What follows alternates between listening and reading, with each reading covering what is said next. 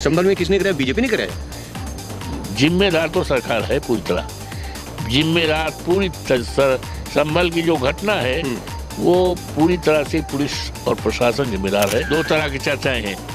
Awadhesh Prasad Samajwadi party का उम्मीदवार India गठबंधन का उम्मीदवार कैसे जीते और भारतीय जनता पार्टी कैसे हारी। भारतीय जनता पार्टी ने कोई कोर कसर नहीं किया। माननीय प्रधानमंत्री जी ने रोड शो भी किया, दो बार कार्यक्रम, तीन बार लगे। योगी जी तो लगातार पड़े ही रहे और देश के सारी जितनी शक्तियां हैं सब अयोध्या चुनाव में, फैजाबाद चुनाव में लगे। लेकिन प्रभु की कृपा से और देवतुल्य मतदाताओं के पास से हम चुनाव जीते। ये अयोध्या की सीट है जिस पर भारतीय जनता पार्टी ये क्लेम करती थी कि हमने मंदिर बनवाया। माननीय प्रधानमंत्री जी कहते थे हम प्रभु श्री राम को लाए हैं, अंगुली पकड़ के लाए हैं 22 जनवरी को। और देश के तमाम जो इनकी पार्टी के मुख्यमंत्री थे, गवर्नर साहिबान थे, सबको इस्तेमाल किया। यहाँ तक कि चुनाव में महामहिम राष्ट्रपति जी भी आई थी, उपराष्ट्रपति जी आई थी। यूँ महामहिम जी ने तो कोई चुनावी सभा नहीं की, न चुनाव के बारे में कोई तस्करा किया। जो बात सही है, हम उनका आदर करते हैं, सम्मान करते हैं। लेकिन महामहिम राष्ट्रपति जी का अप्रोप्रिएट टाइम था अयोध्या में आने का 22 जनवरी, जब प्राण प्रतिष्ठा हुई थी। तब देश के प्रधानमंत्री के साथ महामहिम राष्ट्रपति को आना था। और महामहिम राष्ट्रपति आ रही हैं या बीजेपी वाले ला रहे हैं at the time of election. जब इलेक्शन को 10 दिन रह गया है, तब सब मिलाकर हम ये कहना चाहते हैं कि भारतीय जनता पार्टी ने कोई कोर कसर नहीं किया। माननीय प्रधानमंत्री जी ने रोड शो भी किया, दो बार कार्यक्रम, तीन बार लगे। योगी जी तो लगातार पड़े ही रहे और देश के सारी जितनी शक्तियां हैं सब अयोध्या चुनाव में, फैजाबाद चुनाव में लगे। लेकिन प्रभु की कृपा से और देवतुल्य मतदाताओं के पास से हम चुनाव जीते। अब आज चर्चा है, पूरे देश और दुनिया में चर्चा है। दो तरह की चर्चाएं हैं।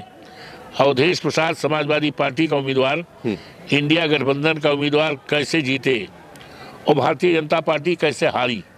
यही चुनाव पूरे देश दुनिया में आज भी चुनाव के निस्बत, परिणाम के निस्बत यही चर्चा है।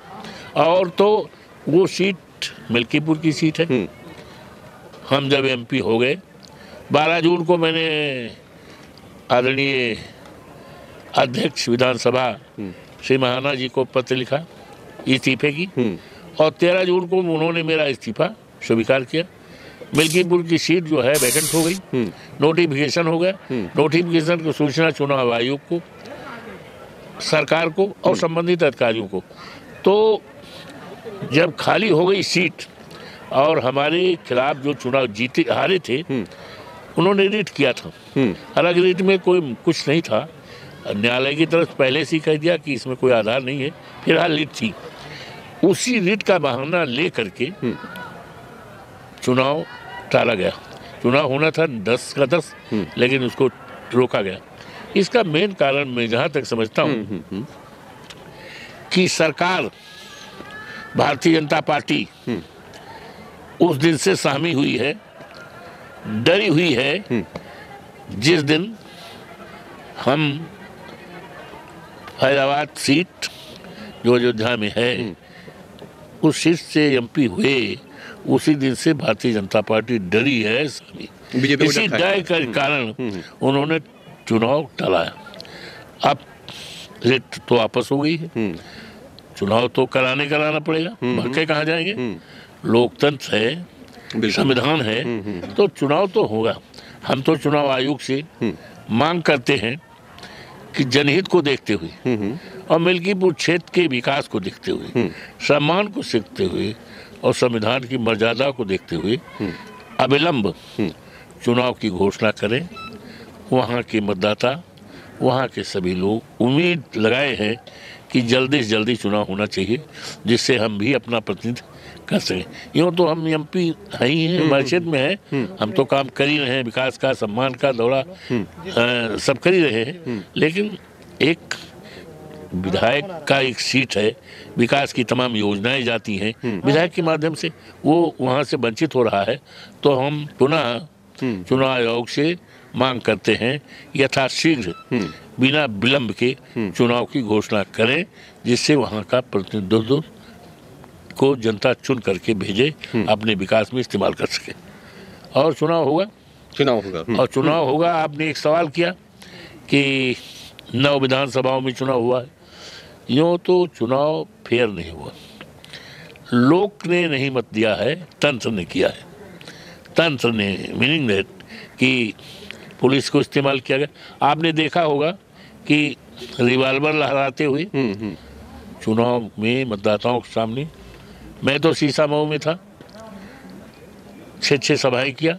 मतलब इस उपचुनाव में सत्ता पावर का इस्तेमाल किया गया, बहुत खुल के नंगा नाच किया गया, दुनिया के सारे रिकॉर्ड तोड़ दिए गए, और भारतीय जनता पार्टी तंत्र के द्वारा जीती है, लोक के द्वारा नहीं। बीजेपी तो कह रही है नहीं, ये निष्पक्ष चुनाव हुआ है, किसी तरह की कोई धांधली नहीं है। पूरी धांधली हुई, पूरी धांधली है, और इस धांधली की चर्चा न होने पावे, देश दुनिया में इनके काले कारनामे न जाने पावे, तो इसलिए उन्होंने संभल में घटना करा दिया। संभल में किसने कराया? बीजेपी ने कराया। जिम्मेदार तो सरकार है पूरी तरह, जिम्मेदार पूरी संभल की जो घटना है वो पूरी तरह से पुलिस और प्रशासन जिम्मेदार है। और पुलिस के बारे में तो आप देखते होंगे समय समय में माननीय उच्चतम न्यायालय की तरफ से, माननीय हाई कोर्ट की तरफ से टिप्पणियां होती रहती हैं। पुलिस, उत्तर प्रदेश की पुलिस के बारे में टिप्पणी होती रहती है। तो पुलिस का रोल तो, पुलिस तो रक्षक है, लेकिन अपनी जिम्मेदारियों का निर्वहन नहीं कर रही है। और इसीलिए आपने देखा होगा माननीय उच्चतम न्यायालय में कल कितना बढ़िया फैसला सुनाया कि अब इसमें संभल में कोई कार्रवाई न्यायालय की नहीं होगी, रोक दिया है। तो एक बहुत बड़ा काम किया है, देश को जलने से माननीय उच्चतम न्यायालय ने बचा लिया है। देश में कानून का राज कायम किया है, संविधान का राज कायम किया है, और शांति व्यवस्था कायम करने में अहम भूमिका रही है माननीय उच्चतम। और आप हमसे जुड़े रहने के लिए सब्सक्राइब करें YouTube पर, फॉलो करें Twitter पर, और लाइक करें Facebook पर। और ज्यादा जानकारी के लिए आपको टाइप करना होगा सिर्फ न्यूज़ नशा।